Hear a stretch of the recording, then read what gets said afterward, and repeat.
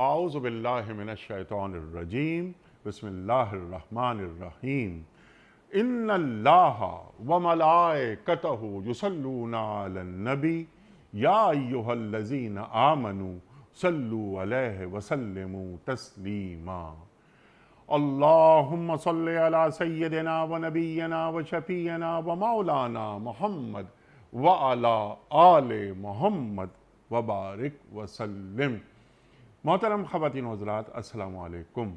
क़याम सुबह के साथ एक बार फिर हाजिर मैं हूँ आपका मेज़बान अनीक अहमद। ख़वातीन व हज़रात, कुरान करीम की मुख्तलिफ़ आयात पर रोज़ाना गुफ्तगू होती है। मुंतखब आयात पर एक दो आयात हम मुंतखब करते हैं और अपने अहद के एक जय्यद आलिम दीन की खिदमत में पेश करते हैं कि कुरान करीम की इस आयत के ताल्लुक़ से या इन आयात के ताल्लुक़ से जो आज गुफ्तगू में आ रही हैं, हमें बताइए, हमें समझाइए कि अल्लाह ताला हमें कैसा देखना चाह रहा है, हमें कहाँ देखना चाह रहा है। कुरान करीम की इन आयात के माना मफ़ाहीम क्या हैं। हमारे जय्यद उलमा तशरीफ़ लाते हैं और हमारी इल्मी कमी को दूर कर देते हैं। कुरान करीम हमें समझाते हैं और बहुत आसान अंदाज में, और हमारे अंदर कुरान करीम के जो उलूम हैं, कुरान करीम का जो पैगाम है और जो रोशनी है, उसे हमारे अंदर उतारते हैं। ख़वातीन व हज़रात, आज की जो आयात हैं वो सूरह हशर की आयात 20 और 21 इंशाअल्लाह इन पर बात करवाएंगे अपने मुअज़्ज़ज़ मेहमान से और सीखेंगे कि अल्लाह ताला क्या फरमा रहा है। ला यस्तवी अस्हाबुन नार व अस्हाबुल जन्ना अस्हाबुल जन्नति हुमुल फाइज़ून। यहाँ से बात शुरू होगी। अल्लाह ताला फरमा रहा है कि जो अहले जन्नत हैं और जो अहले जहन्नम हैं, दोनों बराबर कैसे हो सकते हैं। अहले जहन्नम यानी ये कुफ़ार, अल्लाह ताला के नाफरमान, ये फासिक, ये फाजिर, दीन का मजाक उड़ाने वाले, अल्लाह के रसूल सल्लल्लाहु अलैहि वसल्लम के फरमुदात का मजाक उड़ाने वाले, ये और एक अल्लाह ताला के फरमाबरदार मुत्तकी परहेज़गार लोग, अल्लाह का खौफ अपने दिलों में रखने वाले और अपनी ज़िंदगियों को दीन के मुताबिक ढालने वाले, ये तो अहले जन्नत हैं। ख़वातीन व हज़रात, ला यस्तवी अस्हाबुन नार व अस्हाबुल जन्ना अस्हाबुल जन्नति हुमुल फाइज़ून। ख़वातीन व हज़रात, ये अहले जन्नत का मकाम अल्लाह ताला बयान फरमा रहा है कि ये लोग कौन हैं जिन्होंने अल्लाह ताला की फरमाबरदारी की। ये लोग कामयाब लोग हैं। ख़वातीन व हज़रात, फिर अल्लाह ताला फरमाता है कि लौ अंज़लना हाज़ल क़ुरान अला जबलिन लरायतहु ख़ाशिअम मुतसद्दिअम मिन ख़श्यतिल्लाह व तिलकल अमसालु नदरिबुहा लिन्नासि लअल्लहुम यतफ़क्करून। ये कुरान करीम अगर हम किसी पहाड़ पर नाजिल कर देते तो वो इसकी खशियत से पारा पारा हो जाता। ये मिसालें हम तुम्हें बताते हैं, सिखाते हैं ताकि तुम गौर व फिक्र करो। क्या अल्लाह ताला फरमा रहा है और मुखातबत किन से हो रही है कि ये कुफ़ार, उन्हें शर्म दिलाई जा रही है कि ये पहाड़, ये तो बेअक्ल है, ये तो बेहिस है।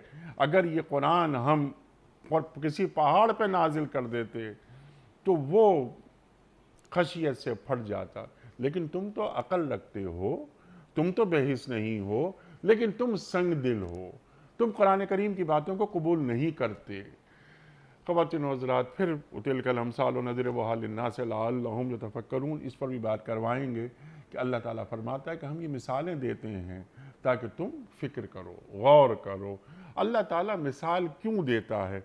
क्या बात को अच्छी तरह समझाने के लिए कि देखो मिसाल तुम्हें दे दी, तुम्हारे जहन में ये बात आ गई, तुम समझ गए या नहीं समझे। पूरे कुरान करीम में मिसालें, वो मच्छर की मिसाल, मक्खी की मिसाल, मकड़ी की मिसाल, बहुत सारी मिसालें मौजूद हैं। ख़वातीन व हज़रात, बहुत सारी बातें सीखेंगे मोहतरम मुफ्ती मोहम्मद नजीब साहब से। ख़वातीन व हज़रात, मुफ्ती मोहम्मद नजीब साहब हमारे मुल्क का एक जाना माना नाम है। पाकिस्तान में पढ़ा, पाकिस्तान के बाहर पढ़ा, फ़ारिग़ तहसील हैं आप दारुल उलूम कराची से। आज के जदीद मसाइल पर आपकी गहरी निगाह, अहद का लम्स आपकी गुफ्तगू में। मुफ्ती मोहम्मद नजीब साहब को खुश आमदीद कहते हुए प्रोग्राम का आगाज़ अल्लाह ताला के बाबरकत नाम से सूरह हशर और आयात 20 और 21 اعوذ باللہ من الشیطان الرجیم بسم اللہ الرحمن الرحیم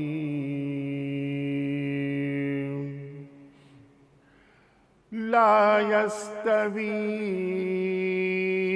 اصحاب النار واصحاب الجنہ اصحاب الجنة هم الفائزون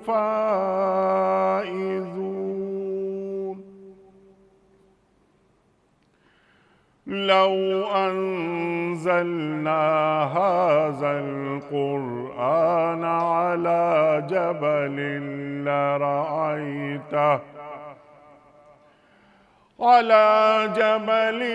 لرأيته خاشعا متصدعا من خشية الله وتلك الأمثال نضربها للناس وتلك الأمثال نضربها للناس لعلهم يتفكرون صدق اللہ العظیم۔ دوزخ میں جانے والے اور جنت میں جانے والے کبھی یکساں نہیں ہو سکتے۔ جنت میں جانے والے ہی اصل میں کامیاب ہیں۔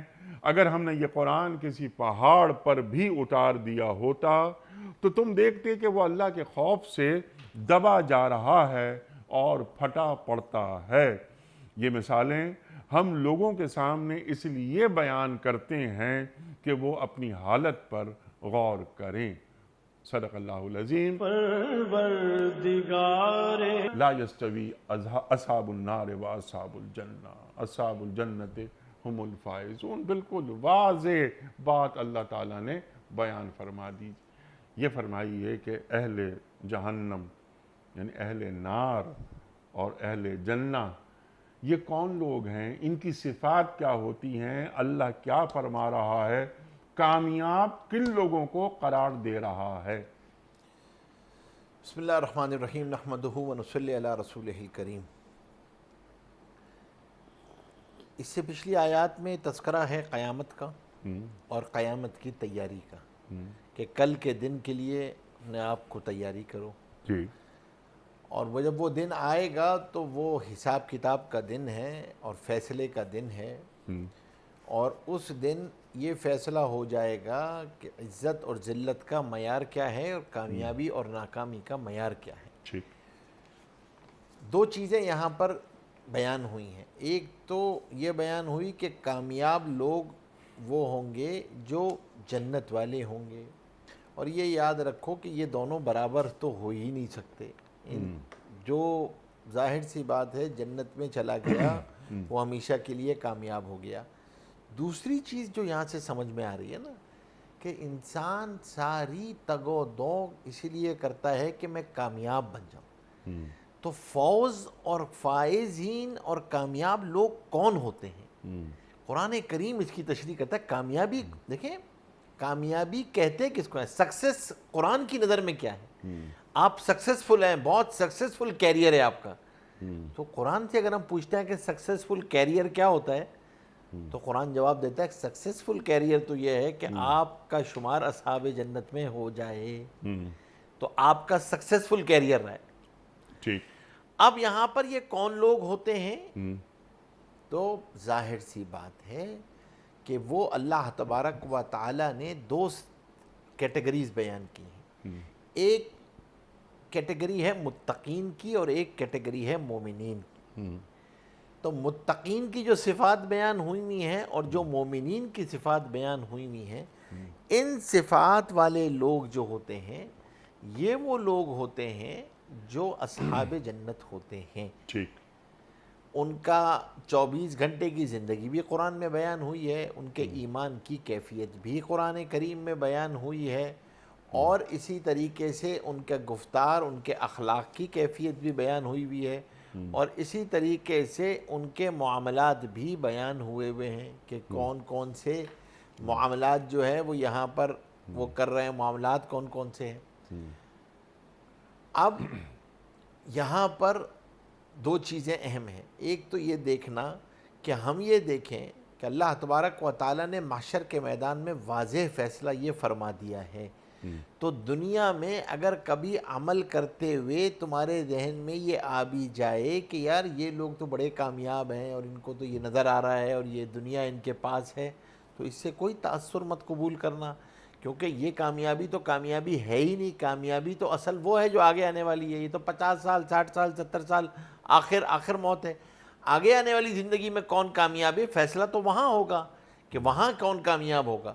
تو ایک تو یہ فکر دامن گیر رہے کہ میرا ایمان ویسا ایمان ہے جو اللہ کے ہاں مطلوب ہے، کیونکہ دیکھیں دنیا میں تو اللہ تبارک و تعالیٰ کا معاملہ دنیاوی نعمتوں کے ساتھ دوسرا ہے، لیکن جو آخرت کا معاملہ ہے وہاں کا معیار ایک ہی ہے، اور وہ معیار ہے ایمان، وہ معیار ہے ایمان۔ اللہ تبارک و تعالیٰ دنیا میں تو کچھ چیزیں ہیں اعمال کے جو دنیاوی فائدے ہیں وہ ان کو مل جاتے ہیں لوگوں کو، وہ کافر کو بھی مل جائیں گے یہاں پہ، لیکن آخرت کا معاملہ تو بالکل، آخرت میں تو عمل کی قبولیت کی بنیادی شرط ہی ایمان ہے کہ اللہ کی ذات پہ ایمان، حضور پاک صلی اللہ علیہ وسلم پر ایمان، یہ ایمانیات جو ہے یہ بنیاد ہے، یہ معیار ہے ایمان۔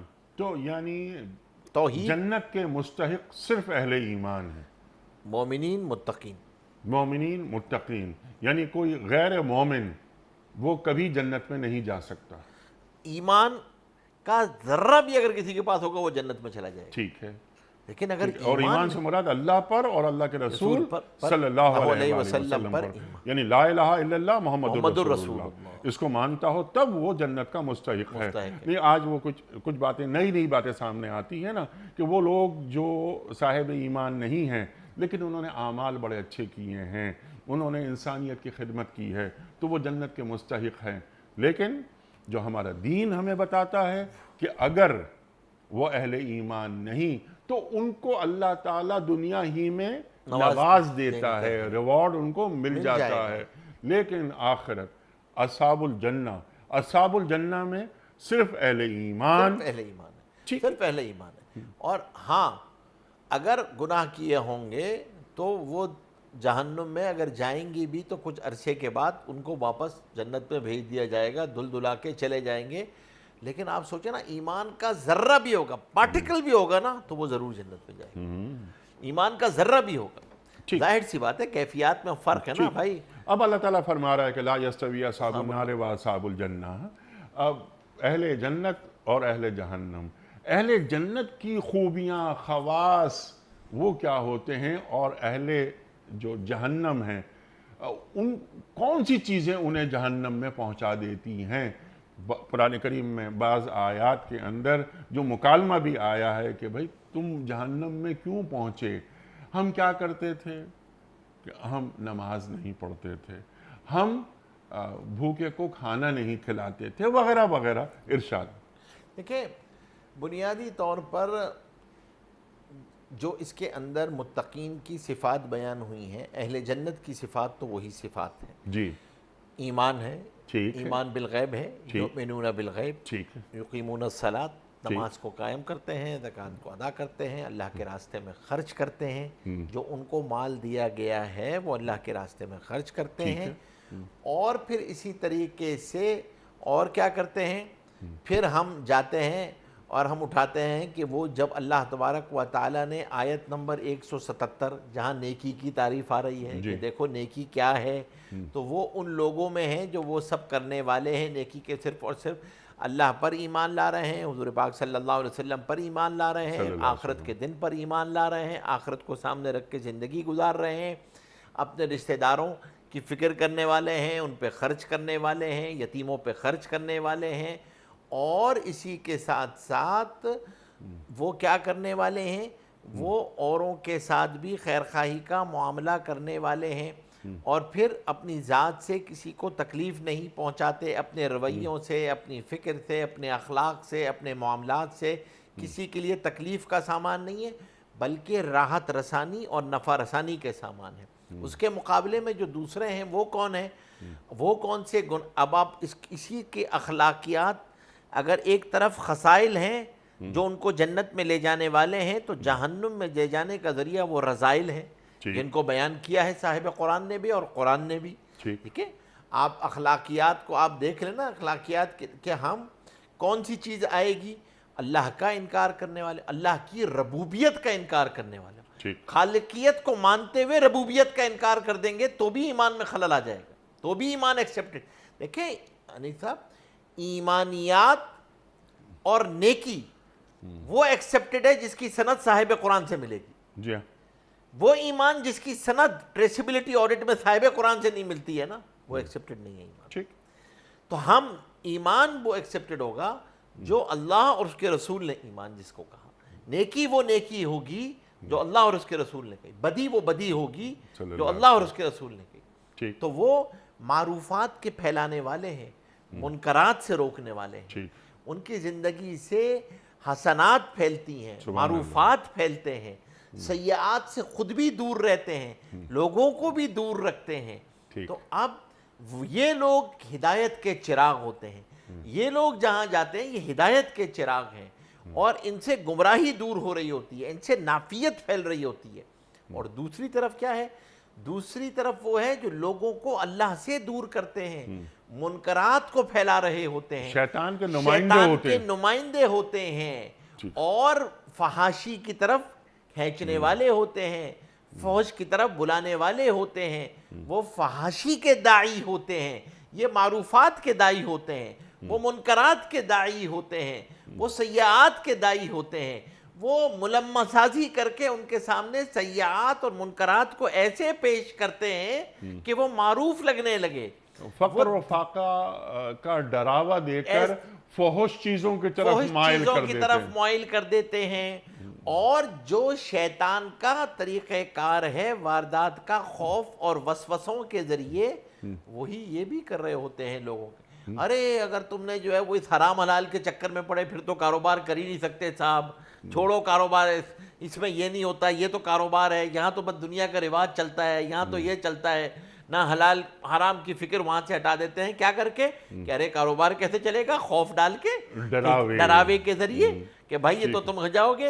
اب اپنے گھر میں آتا ہے آدمی کوئی اللہ کا حکم پورا، ارے بھائی تمہیں تو خاندان والے چھوڑ دیں گے، یہ کس چکر میں پڑ گئے ہو؟ یہاں پہ کیا ہے؟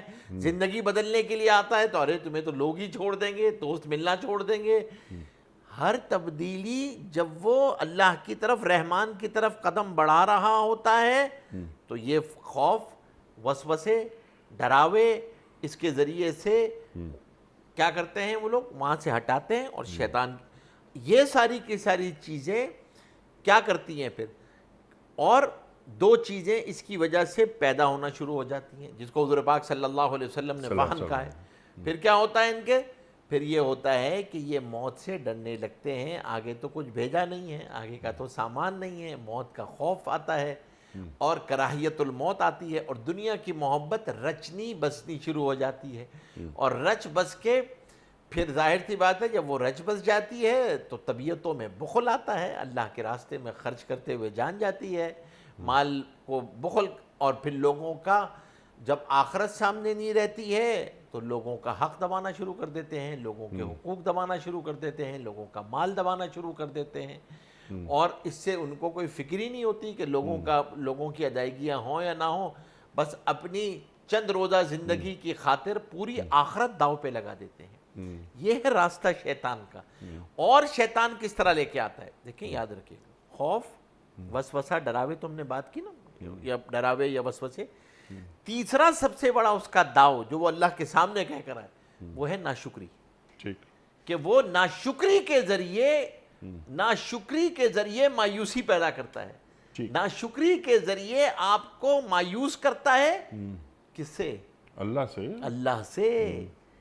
اور دنیا میں اللہ سے مایوس کرنے کے لیے پہلے دینداروں سے مایوس کراتا ہے، اللہ والوں سے مایوس کراتا ہے اور کراتے کراتے وہاں تک پہنچا دیتا ہے اس کو، اور پھر اس سے ایسے الفاظ کہلواتا ہے تاکہ ایمان میں دراڑ آئے، ایسی فکریں پیدا کرتا ہے، اس کے دماغ کے اندر وہ ایسی فکریں ڈال رہا ہوتا ہے۔ اور اگر اسی لیے ضرورت ہوتی ہے، کیوں نبی کے ذمہ ایک سب سے بڑا کام تزکیہ ہے، کیوں تزکیہ اور تربیت ہے؟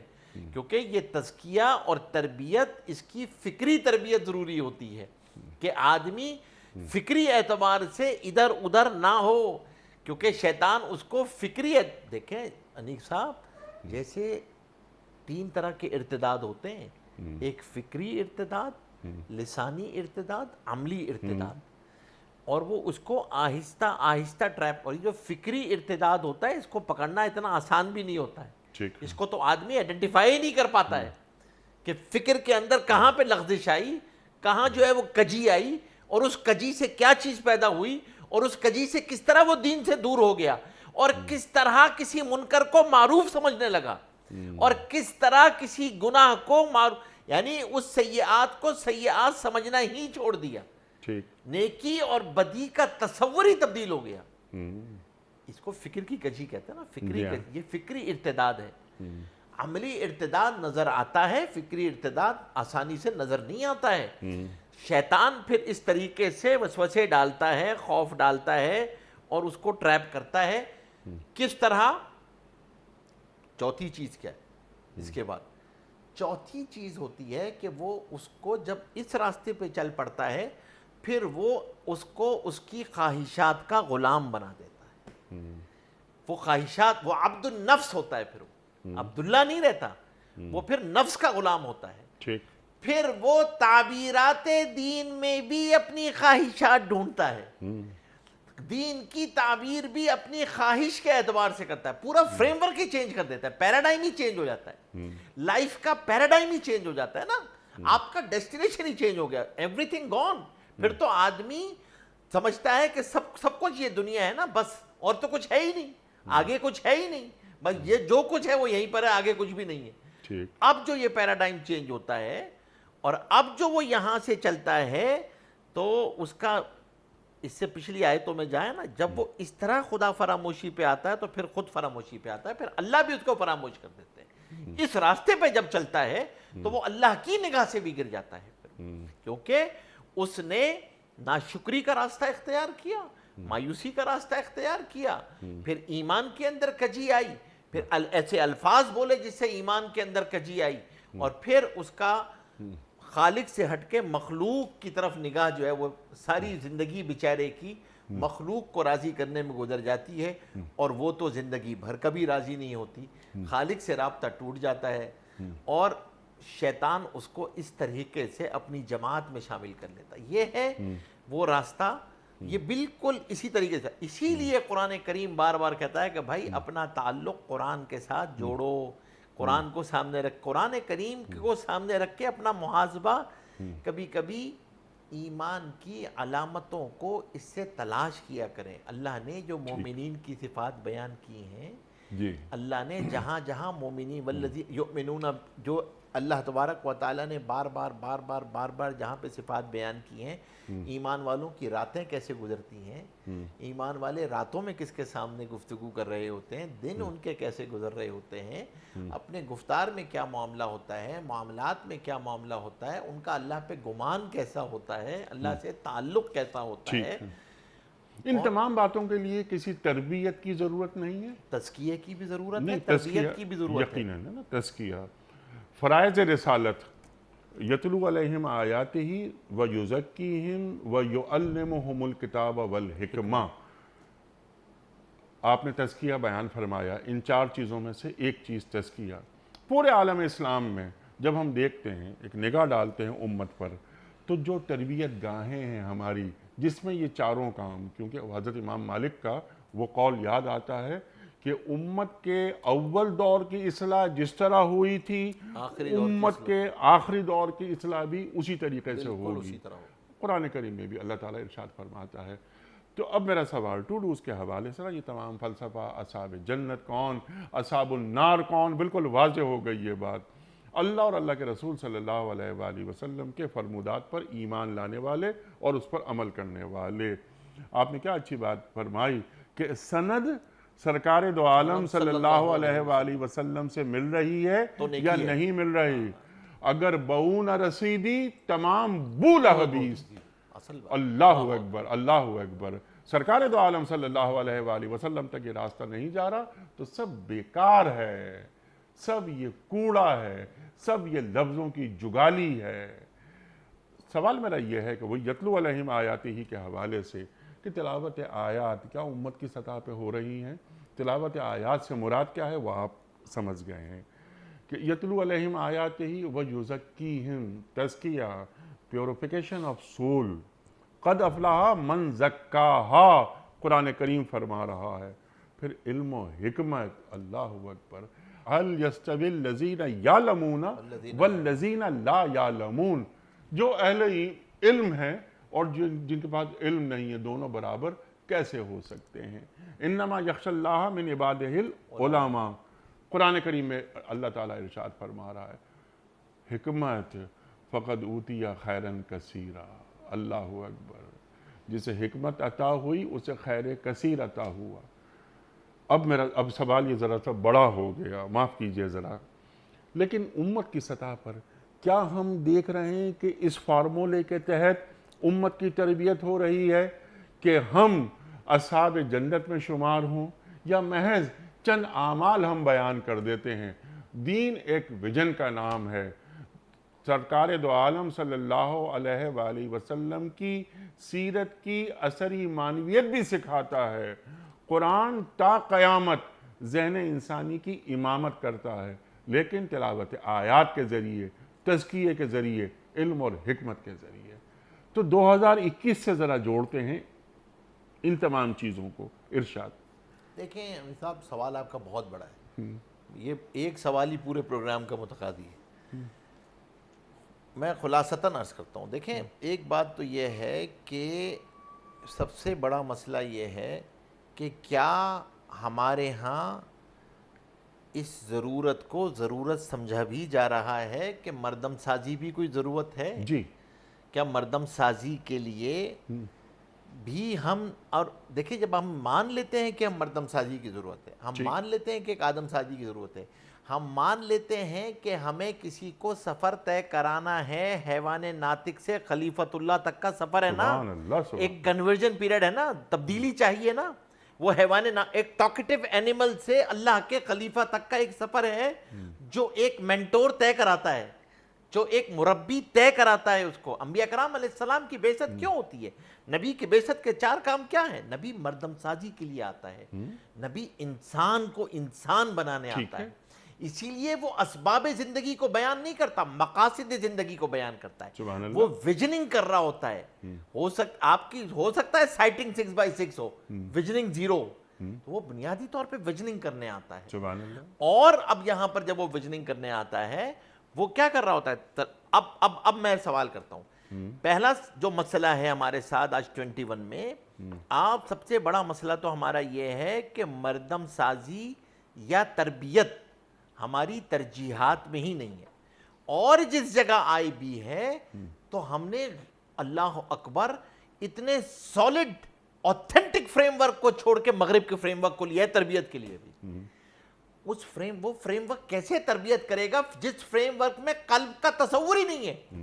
آپ سوچیں، جس فریم ورک میں قلب اور روح کا تصور ہی نہیں ہے، وہ فریم ورک خلیفۃ اللہ کیسے بنائے گا؟ ٹھیک ہے، آپ کو سب سے پہلی چیز تو یہ چاہیے آج کے دور میں کہ یتلو علیہم آیاتہ، الحمدللہ چلیں تلاوت کلام پاک، کچھ سب سے پہلے حکومت کو یہ چاہیے کہ یہاں دیکھیں کہ یہ ہم کم از کم دفاتر میں، اسکولوں میں الحمدللہ آہستہ آہستہ، آپ کا بھی ماشاءاللہ اس کے اندر جو ہے اس صدقہ جاریہ میں آپ کا بھی حصہ ہے کہ اب حکومتوں نے اپنے نصاب میں تھوڑا تھوڑا قرآن کریم کو شامل کرنا شروع کیا ہے، آیا ہے۔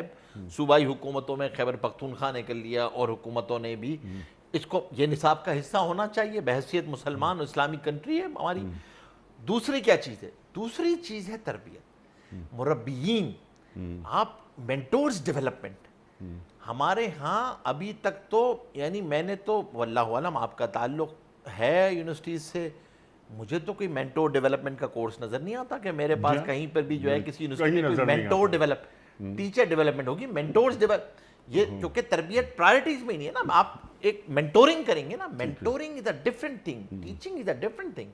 آپ الفاظ رٹانا جانا وہ ایک الگ چیز ہے، تربیت کرنا اس کی اخلاق اور جو آپ نے لفظ استعمال کیا اسپریچول پیوریفیکیشن، جی ہاں، روح کی تہذیب، اس کو روحانی اسپریچول ڈیڈی اس کو آئیڈینٹیفائی کرنا ہے نا بھائی. اس کو کوئی مینٹور چاہیے ہوگا نا جو اس کو بتائے کہ انفیریٹی کمپلیکس اور تواضع میں فرق کیا ہوتا ہے. ٹھیک ہے، اس کو یہ بتائے کہ کامیابی کسے کہتے کسے ہیں. کہتے ہیں نا سکسیس. آپ نے کہا قد افلح اب قد افلح المؤمنین وہ کہہ رہا ہے، یہاں پہ قرآن کریم کیا کہہ رہا ہے جو اصحاب جنت. تو ان کو وہ بیچارہ تو اس ٹائم پیریڈ میں کیریئر کاؤنسلنگ کی تو مانگ رہا ہوتا ہے کہ میرے کیریئر کے بارے میں بتائیں آپ. تو اس کو بتائیں کہ بھائی سکسیسفل بننا چاہتے ہو، قرآن نے یہ بتایا ہے پاتھ، اس پاتھ پہ چلتے چلے جاؤ، تم نکل جاؤ گے تم اپنے کیریئر کے اندر، کوئی ایسا مسئلہ ہی نہیں ہے. دوسری اہم چیز جو آپ نے عصر حاضر کی بات رکھی ہے وہ بہت امپورٹنٹ ہے. وہ یہ ہے کہ عصر حاضر کے اندر اسوہ کو ایسے پیش کرنا کہ آج بھی وہ جیتی جاگتی تصویر ہے آپ کے عصر حاضر کے تمام مسائل کے لیے. حضرت امام زین العابدین فرماتے ہیں کہ ہم سیرت کو بھی قرآن کی طرح پڑھتے تھے. اللہ اکبر، اللہ اکبر، آپ اللہ سوچیں اکبر، کہ اللہ آپ اکبر. یعنی کیونکہ وہ وحی ناطق ہے، جی، وہ وحی ناطق ہے، اگرچہ غیر مطلوب ہے، تلاوت نہیں کر لیکن وہ وحی ناطق ہے. آپ کیا تماچا نہیں ہے 1400 سال کی تاریخ پہ کہ جب آپ سیرت کو اٹھا کے کہتے ہیں اور حدیث کو کہتے ہیں کہ یہ ایک ہسٹوریکل ریفرنس ہے اور اس کو قرآن کو جو ہے وہ آپ بغیر اس کے سمجھیں تو آپ 1400 سال کی تاریخ کو ڈسکنیکٹ کر دیں گے نا. آپ اللہ کے بندے، آج کے بچے کو آئیڈیل چاہیے نا. اگر آپ اس کو حضور پاک صلی اللہ علیہ وسلم کی حیات طیبہ آئیڈیل کے طور پہ پیش نہیں کریں گے تو وہ کارٹونک کیریکٹرز کو آئیڈیل بنائے گا. آپ نے اسوہ کو پیش کریں. اور میں نہیں کہتا کہ آپ ٹھیک ہے، آپ ضرور اس کو ہسٹوریکل ریفرنسز میں ضرورت ہے اس کو تھیمیٹک اسٹائل میں پیش کرنے کی. تھیمیٹک اسٹائل آپ اس کے تھیمز بیان کریں، جو احوال مجھ پہ حالات طاری ہو رہے ہیں اس حال کو میں اسوہ کے ساتھ کنیکٹ کر سکوں. حضور پاک صلی اللہ علیہ وسلم نے یعنی بحثیت قائد کیا کیا، جب ریاست ملی تو حضور پاک صلی اللہ علیہ وسلم کا عمل کیا تھا. اسوہ کو میں ہسٹوریکل کرونالوجیکل اسٹائل میں نہیں پڑھاؤں، نہیں، میں اس کو ایسے پڑھاؤں کہ وہ اپنی زندگی کے احوال میں حضور پاک صلی اللہ علیہ وسلم کی سیرت طیبہ کی روشنی میں اللہ کا حکم تلاش کر سکے کہ میں کیسے کامیاب ہو جاؤں. اب یہ حال مجھ پہ آیا ہے. اور اس حکم کو تلاش کر کے اس کا حل اپنے آج کے مسائل کو ڈیفیوز کرنے کے لیے استعمال کیا جائے گا اس کو. تو قرآن کریم اور سیرت پاک صلی اللہ علیہ وآلہ وسلم وہ آدمی پیدا کر دیتے ہیں کہ جو قیامت تک کے آنے والے مسائل کا حل قرآن و سنت کی روشنی میں حل عطا ہوتا رہے گا. پھر وہ حکمت کو وحی کی روشنی میں تلاش کرتا ہے، عقلی علوم کو بھی، اور اصحاب جنت بن جاتا ہے. اصحاب جنت بن جاتا ہے. وہ راستہ بیان کیا ہوا. اور اصحاب جہنم کیا کرتے ہیں کہ وہ عقل کو استعمال کرتے ہیں اپنی خواہشات کو معبود بنا کر، جیسا کہ آپ نے فرمایا. اور قرآن کریم کی آیت یاد آتی ہے کہ افرأیت من اتخذ الہہ ہواہ. یہ کون لوگ ہیں جنہوں نے اپنی خواہشات کو اپنا معبود بنا لیا. اگلی بات ایک طرف یہ آئی نا، اب آپ دوسری طرف حضور پاک صلی اللہ علیہ وسلم حیات. اللہ اکبر، کیا حدیث ہے اور کتنا کیا پیمان.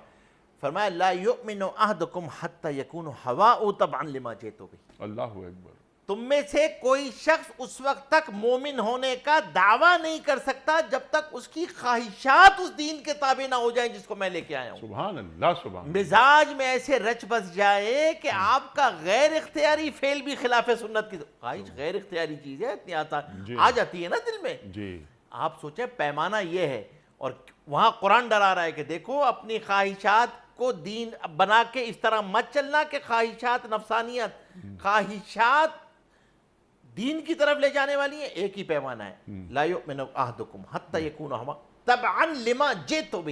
سند وہاں سے چاہیے ہوگی، سند وہاں سے. تو عقلی علوم کی تعبیر کرنے جائیں گے، اسوہ کو ایسے پڑھانے کی ضرورت ہے کہ آج میں عقلی علوم کی تعبیر اسوا کی روشنی میں کر سکوں، جی ان صفات کو اپنے اندر پیدا کر سکوں جو حضور پاک صلی اللہ علیہ وسلم کی صفات وہ بحثیت داعی کیسے تھے؟ جی، اور ان صفات کو بروئے کار لاتے ہوئے آج کے مسائل کا حل ڈھونڈوں قرآن و سیرت میں۔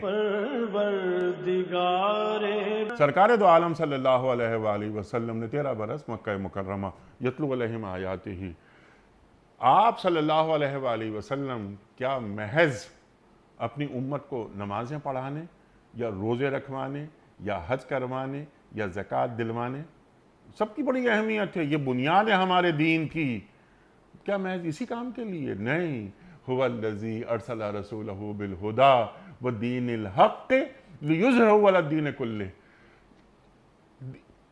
دین کی تکمیل ہو گئی، دین کا غلبہ کیسے ہوتا ہے یہ بھی بتانے کے لیے، اور صحابہ اکرام نے رضوان اللہ تعالی اجمعین نے، یعنی جو چلتے پھرتے قرآن، وہ جو آپ نے ایک بار بات فرمائی تھی، اللہ اکبر، کسی پروگرام میں کوئی غیر ملکی وفد آیا، اس نے پوچھا کہ یہ قرآن کہاں ہے؟ قرآن کہاں ہے؟ کہ یہ ابو ہریرہ جا رہے ہیں، یہ قرآن ہے، یہ آپ نے فرمایا تھا نا، دیکھیے، تو یہ راز کسی کو نہیں معلوم کہ مومن قاری نظر آتا ہے، حقیقت میں ہے قرآن، اقبال فرما رہا ہے نا۔ تو ایک چلتا پھرتا قرآن، وہی تربیت گاہیں، کونوا مع الصادقین، ایک مسلمان، اس مسلمان کے اندر کیا ہوتا ہے؟ ایک مومنانہ فراست ہوتی ہے، مومن کی فراست سے ڈرو کیونکہ وہ اللہ کے نور سے دیکھتا ہے۔ تو کیا ہم عالم اسلام کی بات کریں، 1.5 ارب، 1.25 ارب حکمت، کیا یہ اللہ کے نور سے دیکھ رہے ہیں؟ کتنا بڑا دین، کتنے کہاں کہاں، اب مجھے ڈر لگتا ہے کچھ باتیں کہتے ہوئے کہ یہ انہوں نے کس طرح، جو آپ نے بات فرمائی نا، چند ریچولز، دین کا کینوس تو بہت بڑا ہے نا، تو دین کا کینوس تو پہلے اس بات کو سمجھا جائے کہ تلاوت آیات سے مراد کیا ہے، تزکیے سے مراد کیا ہے، علم سے مراد کیا ہے، حکمت سے مراد کیا ہے، ٹو ڈوز بتائیے، اور پھر یہ لو انزلنا ھذا القرآن علی جبل لرأیتہ خاشعا متصدعا من خشیۃ اللہ، ارشاد فرمائیں۔ دیکھیں، میں ایک بات تو یہ بھی عرض کروں گا یہیں پہ، کیونکہ بات درمیان میں آ گئی تو میں ضرور، کہ اس وقت ایک بہت بڑی ضرورت ہے کہ اسوہ رسول اکرم صلی اللہ علیہ وسلم کو نصاب میں اس طرح شامل کیا جائے کہ پڑھنے والے کو حضور پاک صلی اللہ علیہ وسلم سے اطاعت اور محبت کا وہ تعلق پیدا ہو جائے کہ اپنی زندگی میں اسوہ کی روشنی میں چیزیں تلاش کرے نا۔ اور ایک ریویو ہے جو ریسرچ کا کام ہے کہ ہم بیٹھیں، کوئی کسی جگہ پہ تو کوئی ریسرچ ہو، اسلامک یونیورسٹی کر دے، کوئی یونیورسٹیز تو کریں کہ let's review the foreign policy. آپ غیر مسلموں کے ساتھ دیکھیں، 3 چیزیں ہیں، 3 یاد رکھیے گا، کبھی انشاءاللہ اس پہ پروگرام کریں گے۔ 3 چیزیں ہیں غیر مسلموں کے ساتھ معاملات میں۔ انسان معاملات کے اندر موالات کا باب ہے، پورا سیرت کے اندر مدارات کا باب ہے، مواسات کا باب ہے، مواخات کا باب ہے۔ مواخات اور موالات صرف مومنین اور مسلمانوں کے ساتھ ہیں۔ آپ ہاں مدارات ہے اور پھر مواسات کا باب ہے، یہ کیا چیز ہے؟ یہ کیا ہوتا ہے؟ یہ کرنا، یہ پالیسی۔ جس چیز سے روکا گیا ہے وہ ہے مداہنت، مداہنت سے بھی روکا گیا ہے، غیر مسلموں کے ساتھ موالات سے بھی روکا گیا ہے۔ جی بالکل، اور مداہنت تو اگلی بات ہے، مداہنت تو خدا نخواستہ، مطلب وہ تو آپ کو لیکن بغاوت کی آج طرف کیا ہو رہا ہے؟ ظاہر قوم فروختن وچے ارزاں فروختن، یعنی مسلمان کا خون کا اتنا سستا خون ہے، اللہ اکبر، کہ دنیا میں کیا ہو رہا ہے؟ یہ شام کے معاملات، ہمارے یہ کشمیر کے معاملات، فلسطین کے معاملات، غزہ میں ابھی کیا ہوا، لیکن پورے عالم اسلام کے اندر جو خاموشی، وہ کس بات کی غمازی کر رہی ہے؟ اور قرآن کریم کیا فرماتا ہے ایسے حالات کے تعلق سے؟ اور اللہ کے رسول صلی اللہ علیہ وآلہ وسلم کے فرمودات جو آپ بات فرما رہے ہیں کہ عصر حاضر کے حالات، مسائل، ان کا حل سیرت کی روشنی میں، جو آپ نے بات فرمائی، foreign policy, good governance, economic issues, social disciplines, یہ تمام چیزیں سیرت، ہمارا دین مکمل ہے نا۔ ایمان کی حد تک تو ہاں ہم کہتے ہیں نا، ان الدین عند اللہ الاسلام، الیوم اکملت لکم دینکم واتممت علیکم نعمتی وردیت لکم الاسلام دینا۔ لیکن زمین پر نظر آئے نا، زمین پر تو وہ چلتا پھرتا کردار جو آپ بات فرما رہے تھے، یہ قرآن کہاں ہے؟ یہ ابو ہریرہ قرآن ہے، یہ ہے ہمارے قرآن۔ تو ایسی سوسائٹی، ایسے معاشرے، دین ان کی تشکیل چاہتا ہے، ریاستوں کی تعمیر چاہتا ہے، محض زبانی کلامی ریاست مدینہ کے دعوے نہیں چاہتا۔ یا ایھا الذین آمنوا لما تقولون ما لا تفعلون کبر مقتا عند اللہ ان تقولوا۔ بے شک دیکھیں بہت ایسی اللہ تبارک و تعالی، بہرحال اب تو اللہ سے دعا کرتے ہیں کہ اللہ تبارک و تعالی جو الفاظ ہیں اللہ اس کی حقیقت بھی نصیب فرمائے۔ اس ریاست میں اللہ تبارک و تعالی نے اس کو وجود بخشا ہے رمضان کے اندر، اللہ تبارک و تعالی نے، اور اللہ ہی اس کی حفاظت کرنے والے ہیں۔ اللہ تبارک و تعالی ساری امت کے لیے جو ہے وہ اس ریاست کو حفاظت کا سامان بنائے، ساری امت کے لیے حفاظت کا سامان بنائے۔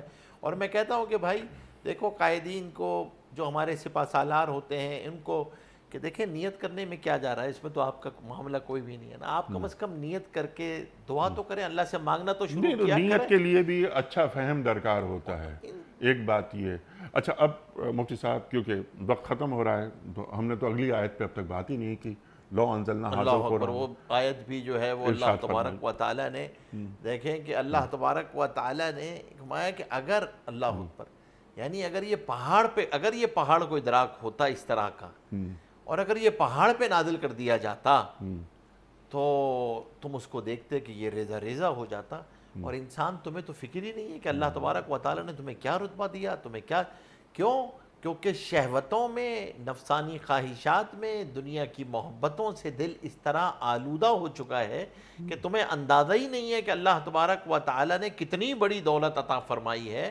اور وہ اللہ تبارک و تعالی نے اگلی آیات میں اپنا تعارف بھی کرایا ہوا ہے کہ کون ہے وہ اللہ۔ اللہ نے اپنا تعارف اس میں انہی آیات آگے میں کرایا ہے۔ تو یہ جو اللہ تبارک و تعالی نے فرمایا کہ، اور فرمایا کہ اگر نازل کر دے، ایک اور بھی تفسیر ہے کہ اگر واقعتاً نازل کر دیتے تو یہ ریزہ ریزہ ہو جاتا، کیونکہ اللہ نے ایک حد تک تو ادراک، احساس ان کے اندر بھی رکھا ہوا ہے۔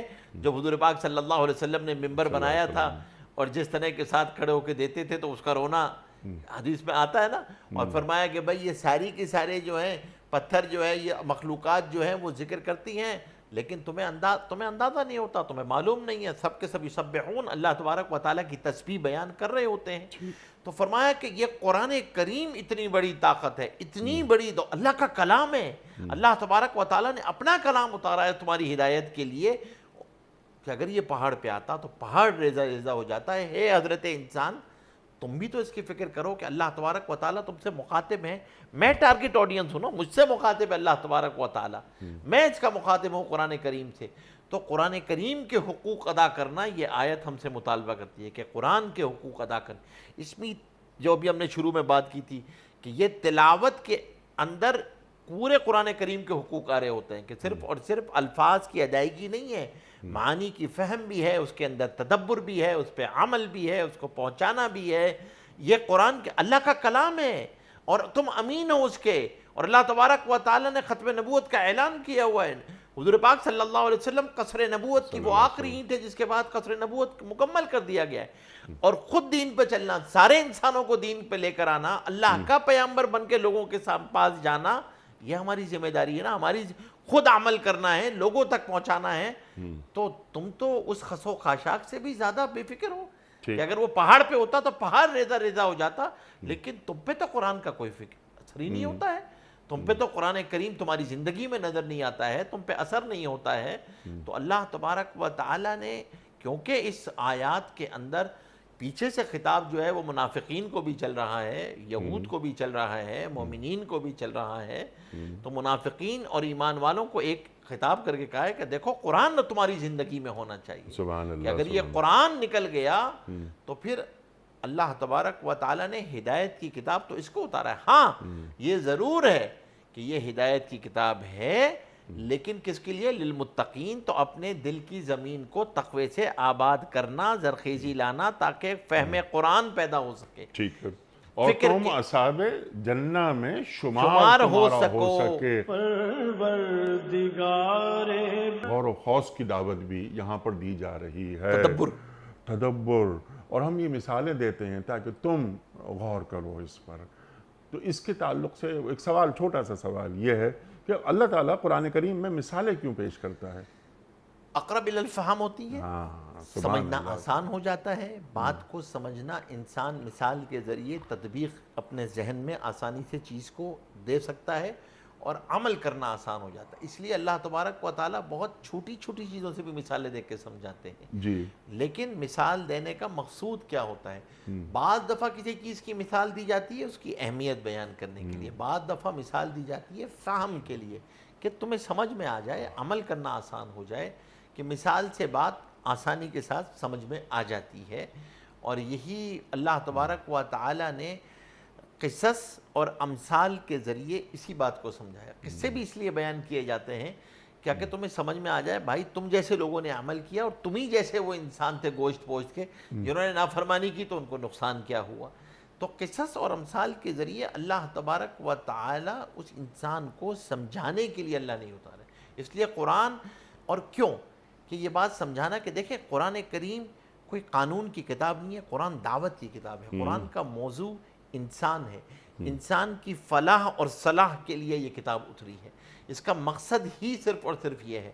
اس مقصد کے لیے اللہ تبارک و تعالی نے انداز بھی دعوت کا اختیار کیا ہے، تاریخی انداز نہیں ہے، دعوت کا انداز ہے اللہ تبارک و تعالی۔ تو اس کے اندر دعوت میں داعی مثال بھی دے گا، اور اللہ تبارک و تعالیٰ خود دعوت دے، واللہ یدعو الی دار السلام، اللہ تبارک و تعالیٰ بھی اس کے ذریعے دعوت دیتے ہیں اس سلامتی کے جنت کی طرف، اللہ بلا رہے ہیں جنت کی طرف۔ تو قصص امثال کے ذریعے بات سمجھ میں آتی ہے۔ اس لیے جو قصص بیان کیے ہیں وہ بھی ایسا کوئی ربط کے ساتھ نہیں ہے، جس موقع کا جو قصہ مثال اس موقع کو سمجھانے کے لیے جو مثال دی گئی وہ مثال دے دی گئی۔ تو اس لیے اس فہم میں اس کی تفہیم کے لیے، افہام تفہیم کے لیے یہ مثالیں دی جاتی ہیں تاکہ عمل کرنا آسان ہو جائے، تاکہ عمل کرنا آسان ہو جائے اور اہل جنت میں شمار ہو، یعنی سمجھا جائے، اپنے اندر اتارا جائے، اس پر عمل کیا جائے اور چلتا پھرتا کردار بن کر دکھایا جائے۔ مفتی صاحب میں آپ کا بڑا شکر گزار ہوں، آپ نے یہ بڑی اہم آیات، اللہ اکبر، خواتین و حضرات، لا یستوی اصحاب النار و اصحاب الجنہ، اصحاب الجنۃ هم الفائزون، لو انزلنا هذا القرآن على جبل لرأيته خاشعا متصدعا من خشیۃ اللہ وتلک الامثال نضربها للناس لعلهم یتفکرون۔ یہ سورہ حشر کی جو آیات ہیں یعنی 20 اور 21، اس پر مفتی رجیب صاحب نے تفصیلاً کلام فرمایا اور بتایا ہمیں کہ اللہ تعالیٰ ہمیں کہاں دیکھنا چاہتا ہے، ہمیں کیسا دیکھنا چاہتا ہے، اور اہل جنہ ان کی صفات کیا کیا ہوتی ہیں، اور جو اہل جہنم ہوتے ہیں اصحاب نار ان کی صفات کیا ہوتی ہیں۔ خواتین و حضرات، قرآن فرقان بھی ہے، قرآن واضح فرق بتا دیتا ہے کہ دیکھو یہ ہوتے ہیں، یہ ہیں، جس میں بعض جگہ اللہ تعالیٰ اپنے بندے، میرے بندوں کی بات کرتا ہے، یا ایتھا النفس المطمئنہ ارجعی الی ربک راضیۃ مرضیہ فادخلی فی عبادی وادخلی جنتی۔ یہاں بھی وہ جنت کا ذکر ہو گیا کہ نفس مطمئنہ تک پہنچنا ہے، اللہ کے بندوں میں شامل ہونا ہے اور جنت میں داخل ہو جانا ہے۔ خواتین حضرات، بہت ساری باتیں مزید ہو سکتی ہیں لیکن وقت ہمارا مکمل ہوا۔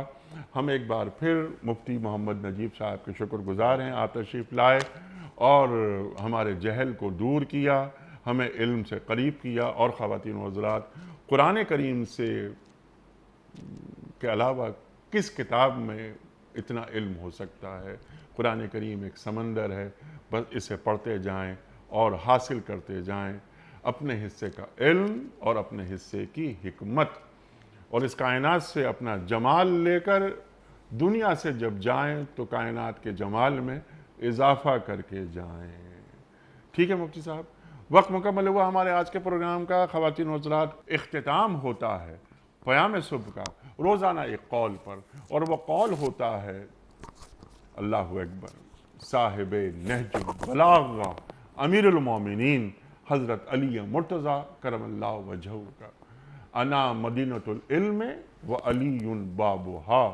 اللہ کے رسول فرماتے ہیں صلی اللہ علیہ وآلہ وسلم کہ میں علم کا شہر ہوں اور علی اس کا دروازہ ہے۔ خواتین حضرات، آج کا قول، مرض میں جب تک ہمت ساتھ دے چلتے پھرتے رہو. مرض میں جب تک ہمت ساتھ دے چلتے پھرتے رہو. سبحان اللہ سبحان اللہ. اپنے میزبان انیق احمد کو کل تک کے لیے اجازت. خدا حافظ. پروردگار